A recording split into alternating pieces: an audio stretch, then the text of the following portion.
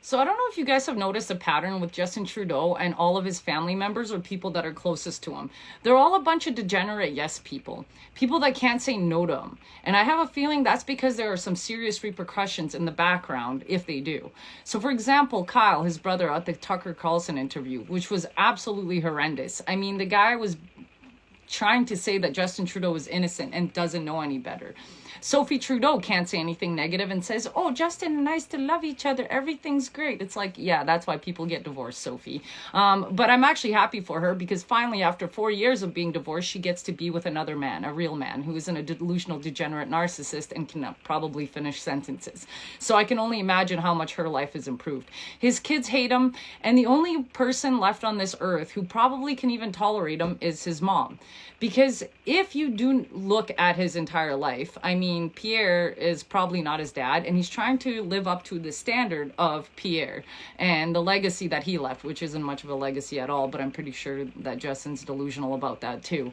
And so his entire life, he has not been liked. He's been a failure at everything that he has tried. He's one of those kids who wasn't good academically, who wasn't good at sports, who wasn't popular. And the only thing he had was his family name and money. And he probably used that and fear to get friends. We all know kids like that in school, you know what I mean, who wanted to be liked so bad.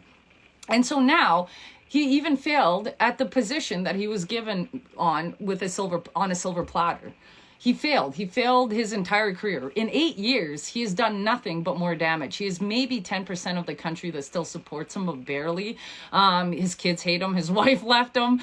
You know what I mean? He's surrounded by a bunch of degenerates who are too scared to tell him what they really think of him. His own liberal party is trying to tell him, hey, dude, you need to step down because you're ruining the entire party itself. They're a sinking ship. But the reason why he doesn't want to give it up is because this is the only thing he has left. If you look at all of his, United Nations tours and when he meets global leaders, they all hate him. None of them like him. No one respects him. India makes fun of him. China did a pee-pee slap on live TV, Xi Jinping, because he's so dumb. He said something on TV, which he shouldn't have. He soiled the World Economic Forum single-handedly, him and Chrystia Freeland. And now he does not want to give up this position because it's the only thing he has left.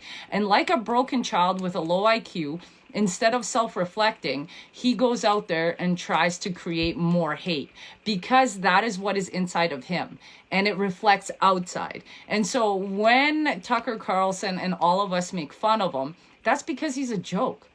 And that's all he is. There's no reason to get mad at the guy, you know what I mean? Because he's too slow to even make fun of. I mean, to get mad at. So what is there left to do? Make him a joke, because that's the only thing that he's useful for, is to be made a joke of. And I think his handlers are starting to realize that.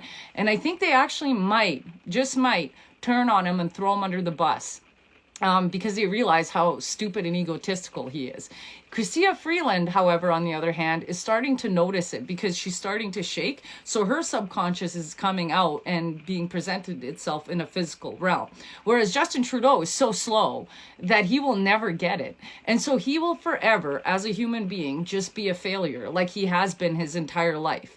And unless he stops and realizes this, he's just going to end up alone after the year and a half. He's going to be a nobody wants him. And that's the time when he's going to have to sit down and really reflect with himself while we try and fix the country that he completely and utterly broke.